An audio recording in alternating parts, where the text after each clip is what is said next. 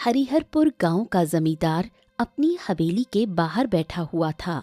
तभी उसका नौकर हरिया एक बक्सा लेकर वहां आ पहुंचा। आहा हा हा सेठ जी, आपकी फसल राज्य में हर बार की तरह सबसे अच्छे दामों पर बिकी है। ये बक्सा सोने के सिक्कों से भरा हुआ है, देखिए। अरे बकवास बंद कर हरिया।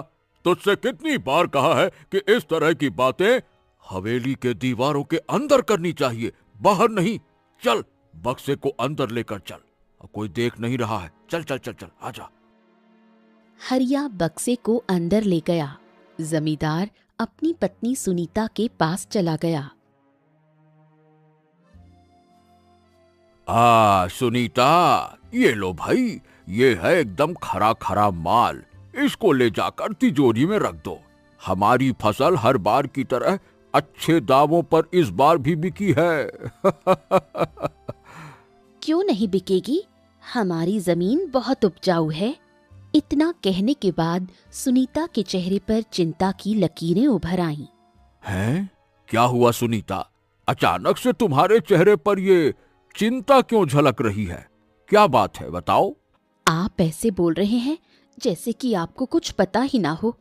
अरे पिछले कुछ समय से गांव में चोरी हो रही है और चोर अभी तक पकड़ा नहीं गया। गांव में अब केवल कुछ ही घर बचे हैं जो चोरी से वंचित हैं। हमें अपने धन की सुरक्षा करनी होगी। तुम बस एक काम करो, इस बक्से को सुरक्षित स्थान पर रख दो, बाकी मैं देखता हूँ। ले जाओ इसको। इतना कहकर जमींदार वहां से चला गया। जमींदार के जाते ही सुनीता अपने आप से बोली, एक काम करती हूँ, इस बक्से को हवेली के उस कक्ष में रख देती हूँ जहाँ बेकार सामान पड़ा है। अगर गलती से चोर घुस भी गया तो उस कमरे तक नहीं जाएगा। मैं इन सोने के सिक्कों को तिजोरी में नहीं रखूंगी। सुनीता ने बक्सा उठाया और हवेली के बेकार कक्ष में जाकर उसे रख दिया। तभी अचानक एक चूहा जमीन पर दौड़ता हुआ आया और सुनीता को देखने लगा। अरे, तू बड़ा ही अजीब लग रहा है। ऐसे देख रहा है जैसे मेरी भाषा समझ रहा हो। कुछ देर बाद सुनीता ने दरवाजा बंद कर ताला लगा दिया।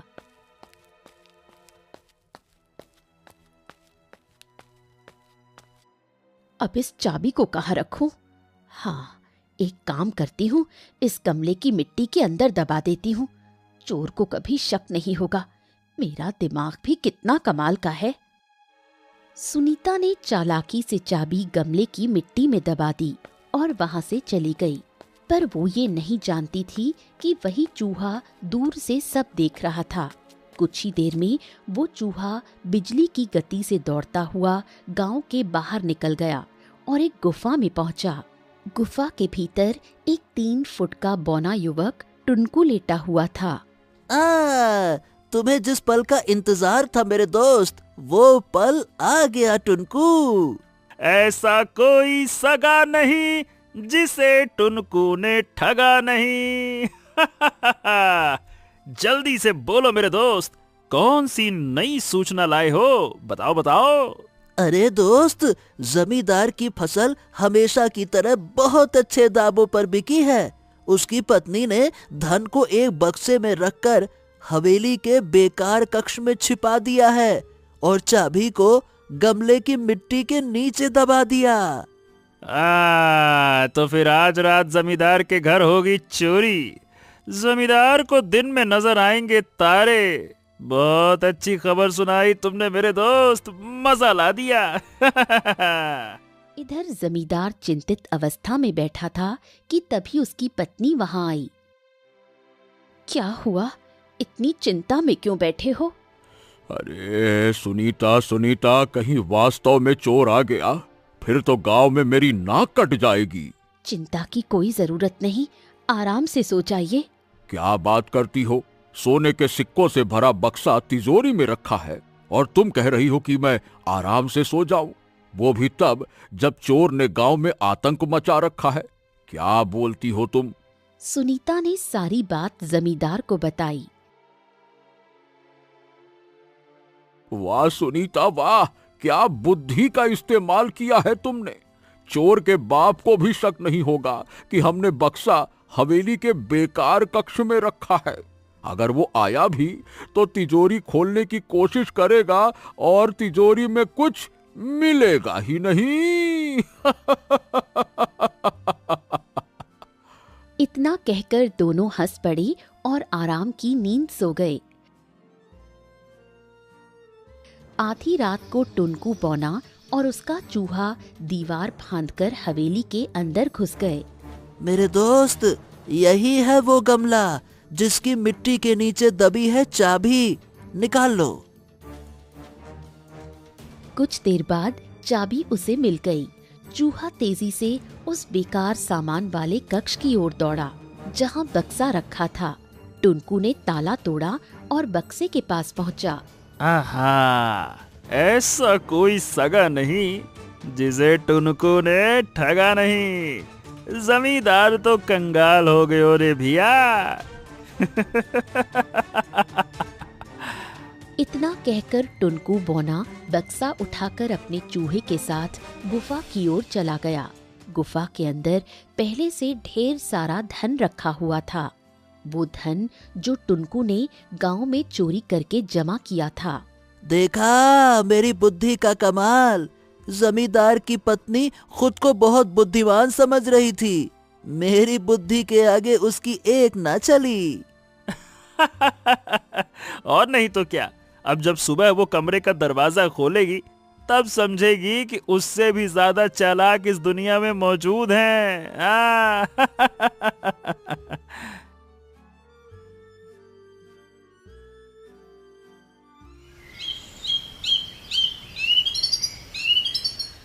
अगली सुबह सुनीता ने उठकर उस बेकार कक्ष के दरवाजे खुले हुए देखे तो वो चौंकते हुए बोली, हाय दैया, मैं लुट गई, मैं बर्बाद हो गई।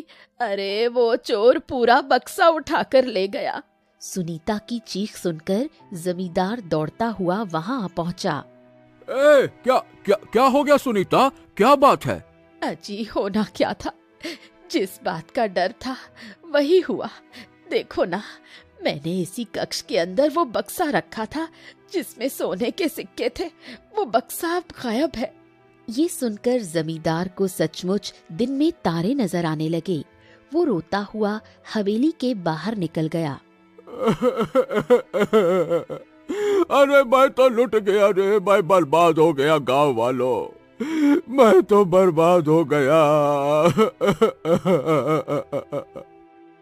कुछ ही देर में गांव का मुखिया, गांव की एक लड़की राधा और कई ग्रामीण वहां इकट्ठा हो गए। अरे क्या हुआ जमींदार? जमींदार ने सारी घटना विस्तार से बताई। हे भगवान, तो अब वो चोर छोटे घरों के साथ साथ बड़े घरों में भी चोरी करने लगा। अरे जमींदार, तुम्हारी हवेली में अगर वो चोर चोरी कर सकता है तो मुझे तो डर है कि मेरा भी घर सुरक्षित नहीं। ऐसे में तो मतलब कैसे भी करके अब हमें उस चोर को पकड़ना ही होगा। कुछ देर बाद जमींदार वहां से चला गया। माहौल शांत हो गया। समय बीतता गया। राधा अपने काम में लग गई। वो एक सुंदर और मेहनती लड़की थी जो मिट्टी के बर्तन बनाकर अपना गुजारा करती थी। राधा अनाथ थी। एक दिन राधा अपने घर के बाहर बर्तन बना रही थी, तभी गांव का मुखिया वहां आया। राधा, पिछले कुछ दिनों से हमारे गांव में चोरी तो नहीं हुई है, लेकिन जब जब गांव में शांति होती है वो चोर कोई ना कोई बड़ा धमाका जरूर करता है, इसीलिए होशियार रहना बेटा। कुछ देर बाद वो वहां से चला गया। कुछ देर बाद राधा अपने बर्तन बाजार में ले गई। तभी दूर से एक घुड़सवार आ पहुंचा। उसके घोड़े पर बोरियां और सामान लदा था। जैसे ही उसकी नजर राधा के बर्तनों पर पड़ी, घुड़सवार राधा के पास पहुंचा और उसे ध्यान से देखने लगा। आप तो इस गांव के आसपास के नहीं लगते, लगता है आप किसी दूसरे राज्य से आए हैं। मैं एक व्यापारी हूँ और मैं दूसरे राज्य से नहीं बल्कि दूसरे देश से आया हूँ। हमारा काफिला यहाँ से थोड़ी दूर जंगल में रुका हुआ है। तब तो आपको बहुत चौकन्ना रहना होगा। हमारे गांव में एक चोर का आतंक है। मुझे उसकी चिंता नहीं है और गांव में घूम घूम कर व्यापार के लिए मनपसंद वस्तुएं चुनता हूं। वैसे तुम्हारे बर्तन बड़े खास हैं। वाह, सुंदर मिट्टी के बर्तन और रंगों का तालमेल तो देखो। वाह वाह वाह वाह, ऐसा लगता है जैसे राजमहल के लिए बने हों। अगर आप मेरे बर्तन खरीदना चाहते हैं तो ये मेरे लिए खुशी की बात है। तो ये बताओ, इन सारे बर्तनों के कितने दाम लगेंगे? केवल 5 सिक्के। बच्चे, बहुत भोली हो तुम। अच्छा, ये बताओ तुम्हारा नाम क्या है? मेरा नाम राधा है। चाहती तो ऊंचे दाम भी बता सकती थी। मैं उतना ही लाभ लेती हूँ जिससे मुझे भूखा ना रहना पड़े। धन का लालच नहीं है। तो देखो, मैं तुम्हारे सारे बर्तन खरीदना चाहता हूं, लेकिन एक समस्या है। मेरे पास अभी धन खत्म हो चुका है। आप दूसरे देश से आए हैं। अतिथि हमारे यहाँ भगवान समान माने जाते हैं। आपके पास धन नहीं है तो भी आप बर्तन ऐसे ही ले जा सकते हैं। व्यापारी ने जेब से एक विचित्र मोहर निकाली जो सोने की किरणों से चमक रही थी। इसे ले लो राधा। मैं तुम्हारे मिट्टी के बर्तनों के बदले तुम्हें ये जादुई मोहर देना चाहता हूं। ये लो। राधा चौंक गई। जादुई मोहर? हाँ, हमारे देश में हर व्यापारी के पास जादुई मुहर होती है। इसका चमत्कार बड़ा निराला है। कुछ समय में तुम्हें खुद ब खुद महसूस हो जाएगा। तुम इसे बस अपने पास रख लो। लो। ना, इसे आप ही रखिए। अगर चोर को भनक लग गई तो वो जादुई मोहर भी चुरा ले जाएगा। चिंता मत करो राधा। अगर कोई इसे चुरा भी ले तो भी ये घूम फिर कर तुम्हारे पास ही लौट आएगी। यही इसका पहला चमत्कार है और धीरे धीरे इसके और भी चमत्कार तुम्हें समझ में आ जाएंगे। चिंता मत करो। राधा ने जादुई मोहर अपने पास रख ली। व्यापारी बर्तन लेकर चला गया। दूर से वही चूहा सब देख रहा था। वो दौड़कर गुफा में पहुंचा और सारी घटना टुनकू को बता दी।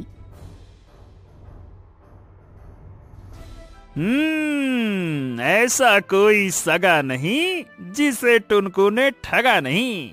तो दोस्त, आज रात मैं वही जादुई मुहर चुरा लूंगा। अब तुम देखो। शाम को राधा ने जादुई मोहर घर की एक अलमारी में रख दी।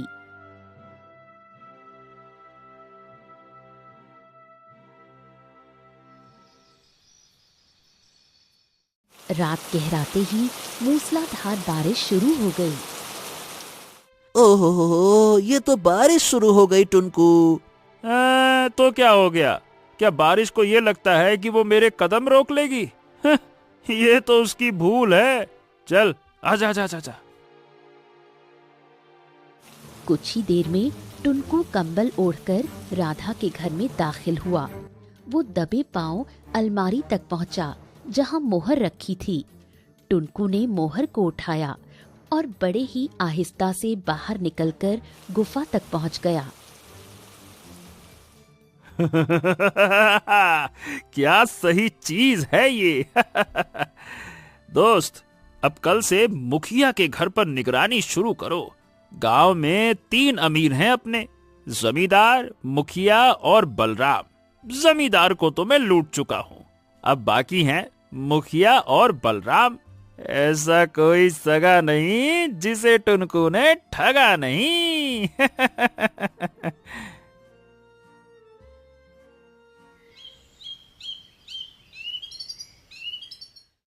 राधा की नींद खुली थी। उसने देखा कि अलमारी खाली थी। मोहर गायब थी। ओहो नहीं, तो आखिर वो चोर यहाँ भी आ गया। उसे कैसे पता चला कि मोहर मेरे पास है? आखिर उसे खबर मिलती कहाँ से है? राधा की आंखों में आंसू भर आए। वो आंगन में जाकर बैठ गई। तभी उसकी नजर मिट्टी पर पड़े पैरों के निशानों पर पड़ी। कल रात इतनी बारिश थी, फिर भी ये पाँव के निशान साफ दिख रहे हैं। जरूर उसी चोर के होंगे। राधा उन निशानों को गौर से देखने लगी। उधर दूसरी ओर मुखिया की पत्नी भाग्यवती चिंतित बैठी थी। तभी मुखिया भीतर आया। क्या हुआ भाग्यवती, तुम इतनी चिंता में क्यों बैठी हो? हमारी बेटी की शादी नजदीक है। मुझे डर है कहीं बेटी के दहेज के गहने चोरी न हो जाएं। मैंने सब तिजोरी में रखे हैं। ओहो, कितनी बार कहा है कि शुभ शुभ बोला करो। नहीं तो तिजोरी की चाबी मेरे कुर्ते की जेब में रहती है। लेकिन दूर से चूहा उनकी बात सुन रहा था। हाँ, बड़ा आया, अपने आप को होशियार समझ रहा है। कुछ देर बाद मुखिया नहाने चला गया। उसने कुर्ता चारपाई पर रख दिया। जैसे ही वो भीतर गया, चूहा दौड़ कर आया, कुर्ते की जेब से चाबी निकाली और भाग गया। चूहा दौड़ता हुआ गुफा पहुंचा और टुनकू को सारी बात बता दी। दोस्त, मुखिया की तिजोरी की चाबी तो मेरे पास है। उसने सोचा भी नहीं होगा कि कोई उसे लूट सकता है। ये देखो। आहा बहुत बढ़िया। तो बस आज रात उसकी तिजोरी खाली कर दूंगा। उसमें उसकी बेटी के दहेज के गहने हैं ना। अब देखना उसकी होशियारी कैसे धरी की धरी रह जाती है।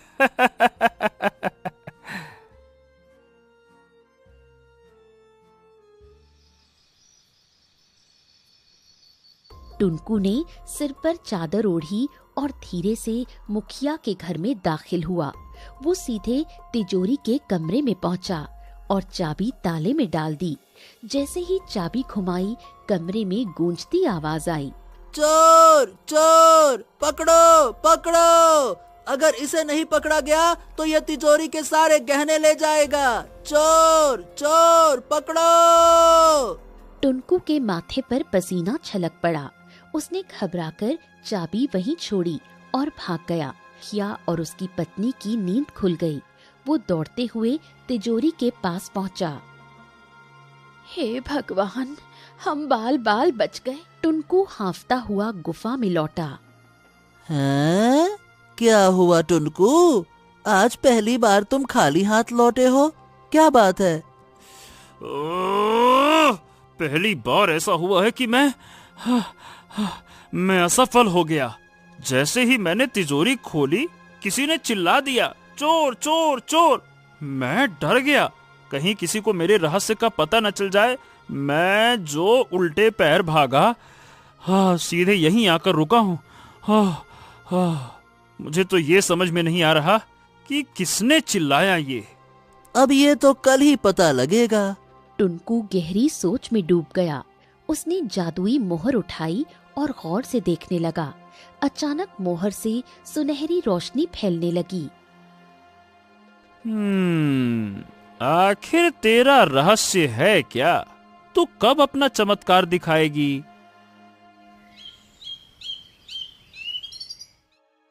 अगली सुबह गांव की चौपाल में भीड़ थी। मुखिया, जमींदार और गांव के कई लोग वहां जमा थे। मैंने पूरे गांव से पूछा कि किसने चोर चोर की आवाज लगाई, लेकिन सबने मना कर दिया। अरे जिसने भी आवाज लगाई मुखिया, उसने तो तुम्हारा भला कर ही दिया ना। काश वही आवाज मेरी हवेली में भी लग जाती तो मेरा सोने का बक्सा गायब ना होता। उधर चूहा दौड़ता हुआ फिर टुनकू के पास पहुंचा। उस्ताद, मुखिया परेशान है कि आखिर आवाज किसने लगाई। पता नहीं कौन नास पिटा आ गया था, लेकिन दोस्त तब कुछ बड़ा धमाका करना होगा मुझे, ताकि गांव वालों के होश उड़ जाएं। जाओ बलराम जौहरी के घर पर निगरानी रखो आज रात मैं वहीं चोरी करूंगा। निगरानी की जरूरत नहीं है उस्ताद। बलराम के पास कुछ हीरे हैं जो वो हमेशा अपने तकिए के नीचे रखता है। तो तय रहा, आज रात होगी बलराम की हवेली में चोरी। ऐसा कोई सगा नहीं जिसे टुनकू ने ठगा नहीं। इतना कहकर टुनकू ने जादुई मोहर उठाई और मुस्कुराते हुए बोला, इस बार मैं देखूंगा जादुई मोहर, तेरा चमत्कार आखिर कब दिखेगा। अब तू भी मेरे साथ चलेगी, चल।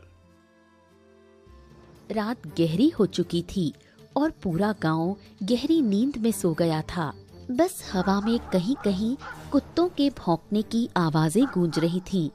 टुनकू दबे पांव बलराम के घर में दाखिल हुआ। बलराम अपने पलंग पर घोड़े बेचकर सोया हुआ था। देखो टुनकू, कितना आराम से सो रहा है ये, खर्राटे लेते हुए। आज रात के बाद ये चैन की नींद नहीं सो पाएगा। अब तू देख। टुनकू धीरे धीरे बलराम के तकिए के पास पहुंचा। उसने बहुत चालाकी से तकिए के नीचे से हीरों की पोटली निकाली, लेकिन अगले ही पल चूहे ने तेज आवाज में चिल्लाना शुरू कर दिया, चोर चोर, देखो बलराम काका, इसने तुम्हारे हीरे चुरा लिए। गांव वालों, ये चोर है, पकड़ो इसको। चोर चोर चोर। टुनकू सन्न रह गया। अरे मूर्ख, ये क्या कर रहा है तू? अब समझ में आया, मुखिया के घर पर भी आवाज तूने ही लगाई थी ना। डर के कारण मैं पहचान नहीं पाया था, पर आज तो तेरा चेहरा ही देख लिया। चोर चोर, पकड़ो इसको, चोर। तुझे तो बेटा मैं बाद में देखूंगा। पर चूहा लगातार चोर चोर की आवाज लगाता रहा। टुनकू डर गया और वहाँ से भाग निकला। वो दौड़ता हुआ सीधा गांव के बाहर अपनी झोपड़ी में जाकर छिप गया। चूहा वहाँ से भाग गया। उधर बलराम की नींद खुल गई। उसने तकिए के नीचे हाथ डाला, पर हीरों की पोटली गायब थी। गाँव वालों, मैं तो लुट गया, मैं बर्बाद हो गया, मेरे हीरे चोरी हो गए। अरे रे रे, लुट गया रे। गांव के लोग दौड़कर उसके घर पहुंचे। मुखिया, जमींदार और कई ग्रामीण वहां इकट्ठा हो गए। बलराम ने सबको पूरी घटना बताई। टुनकू हांफते हुए अपनी झोपड़ी में छुपा था। तभी चूहा वहां आया। गद्दार कहीं के, तुझसे ऐसी उम्मीद नहीं थी, हैं? अचानक उसकी जेब में कुछ चमक उठा। वही जादुई मोहर सुनहरी रोशनी बिखेर रही थी। मेरी बात का भरोसा करो टुनकू, मैं तुम्हारा दोस्त हूँ। तू मेरा दोस्त नहीं है, तू गद्दार है, गद्दार है, गद्दार है। मुखिया के घर पर भी तूने ही आवाज लगाई थी और आज फिर से तूने ही आवाज लगाई है। गद्दार कहीं का। नहीं नहीं नहीं नहीं नहीं, मुझ पर विश्वास करो। मुझे खुद नहीं पता कि मुझसे ये सब कैसे हो गया। मैं चोर चोर कब चिल्लाने लगा, मुझे पता ही नहीं चला। तभी झोपड़ी का दरवाजा खुला। राधा अंदर आ गई। उसकी आंखों में क्रोध था। टुनकू, सारे गांव वाले तुझे कितना भला समझते थे। मुझे तो उसी दिन शक हो गया था जब मेरे घर से वो जादुई मोहर गायब हुई थी। उस रात बारिश हुई थी, पर अगली सुबह मैंने अपने आंगन में छोटे छोटे पैरों के निशान देखे। मैं तभी समझ गई थी कि चोरी किसी छोटे कद वाले ने की है, और तू ही इस गांव में सबसे छोटा है। तूने सारे गांव को बर्बाद कर दिया। तुझे गरीबों पर जरा भी दया नहीं आई। तूने ना अमीर छोड़े ना गरीब। आखिर क्यों टुनकू? टुनकू की आंखों में आंसू आ गए। तभी चूहा मनुष्य की आवाज में बोला, टुनकू पर आरोप मत लगाओ राधा। राधा चौंक गई। हे भगवान, ये तो मायावी है। एक चूहा मनुष्य की भाषा में बोल रहा है। ए राधा, ये जिन गांव वालों का तुझे इतना दुख हो रहा है ना, वो गांव वाले इसी लायक हैं। क्या मतलब है तेरा टुनकू? हाँ, राधा, मैं हमेशा से ऐसा नहीं था। इन गांव वालों ने मुझे ऐसा बनने पर मजबूर किया है। तुझे पता है, शुरुआत में मैंने चोरी सिर्फ पेट की आग बुझाने के लिए की थी, पर फिर मुझे इसमें मजा आने लगा। मेरा लालच बढ़ गया और बदले की आग मेरे भीतर भड़क उठी। आखिर तेरे साथ ऐसा क्या हुआ था कि तू इतना बदल गया? मैं तुझे बचपन से जानती हूँ, तू तो बहुत भला था टुनकू। टुनकू की आंखें भीग गई। हाँ, सुनना चाहती हो तो ठीक है, सुनो। ये बात है उस समय की। गांव में भयंकर सूखा पड़ा था। टुनकू अपनी झोपड़ी में भूख से परेशान बैठा था। 2 दिन से कुछ नहीं खाया, क्या करूं? एक काम करता हूँ, बलराम काका के पास जाता हूँ, शायद वो मुझे कुछ दे दे। टुनकू आशा से भरा बलराम के घर पहुंचा। बलराम काका, 2 दिन से भूखा हूँ, मुझे कुछ काम दे दो, नहीं तो कुछ खाने को ही दे दो सीधा, काका। अरे बौने, तू किस काम का है रे? 3 फुटिया, छोटे छोटे तो हाथ है, क्या खेत में काम कर पाएगा? चल चल चल चल चल चल, दफा हो जाए यहाँ से। शरीर से जरूर छोटा हूँ बलराम काका, पर ताकत में नहीं। जो कहोगे वो कर दूंगा। अच्छा, तो चल, मुझसे पंजा लड़ा कर दिखा तू। चल आजा। क्या हुआ, डर गया? ओले ले ले ले ले, ओले पिजी बिजी। चल जा यहां से, तू किसी काम का नहीं है, ये बात अपने दिमाग में बैठा ले, समझा? टुनकू चुपचाप वहां से चला गया। फिर वो जमींदार की हवेली पहुंचा। सेठ जी, मुझे कुछ काम दे दीजिए, 2 दिन से भूखा हूँ, 2 दिन से। अरे कोई काम नहीं है मेरे पास, सूखे ने सबका हाल खराब कर रखा है। खेतों में जिनको काम दिया उन्हें भी निकाल दिया है। अच्छा, तो फिर कोई कर्ज दे दीजिए, जब काम मिलेगा चुका दूंगा आपको। 3 फुटिया रे, सुन, कर्ज कोई मुफ्त में नहीं मिलता, कुछ गिरवी रखना पड़ता है। तेरे पास क्या है? तेरे पास तो तेरा पूरा कद भी नहीं है, और बाकी क्या होगा? 2 कौड़ी की झोपड़ी में रहता है और चला आया कर्ज लेने। चल जा यहाँ से, निकल। टुनकू गिड़गिड़ाता रहा, पर जमींदार ने दया नहीं की थी। फिर वो मुखिया के पास गया। मुखिया जी, आप तो गांव के मुखिया हैं, मेरी मदद कर दीजिए, मैं भूखा हूँ। तो मैं क्या करूँ? तू भूखा है तो देख नहीं रहा, सूखा पड़ा है, सबको मदद चाहिए, तू कौन सा अनोखा है?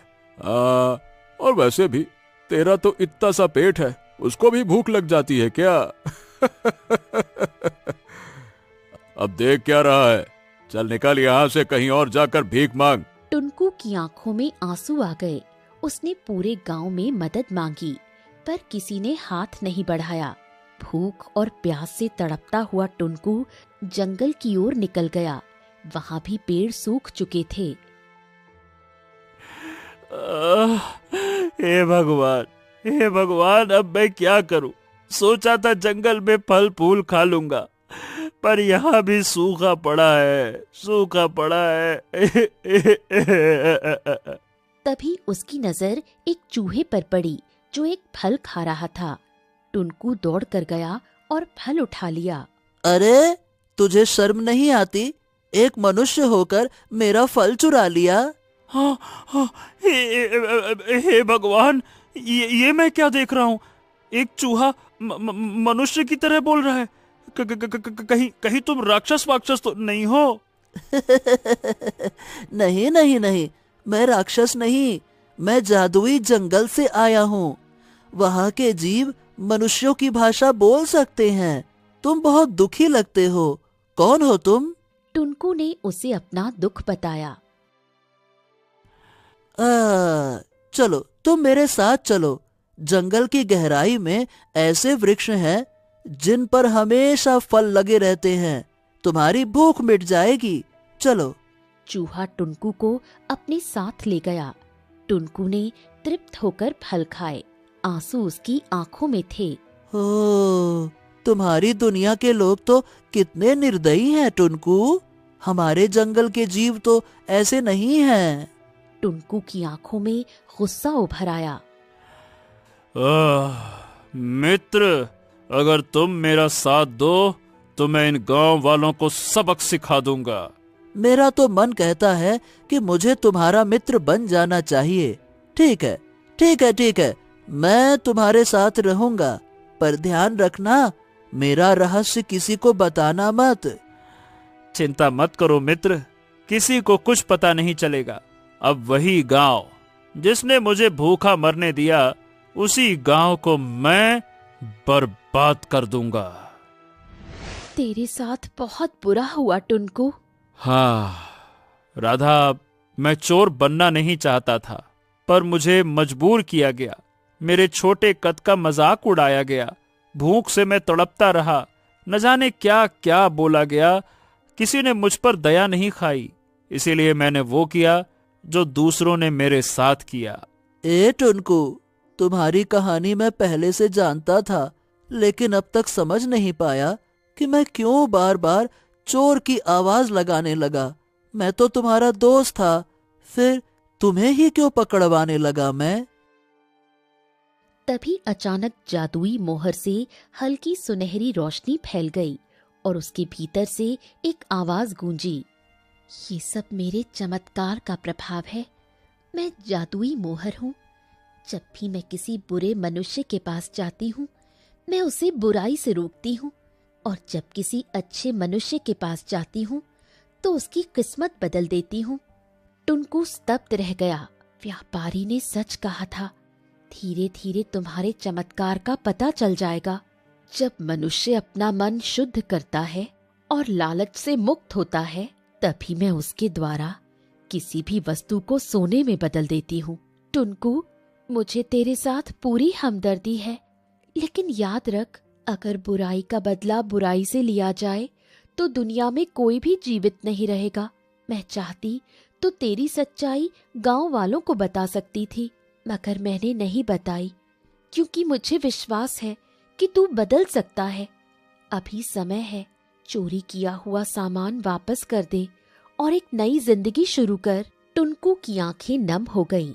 हाँ मेरे दोस्त, अब बहुत हो चुकी चोरी। जितना सबक देना था दे दिया।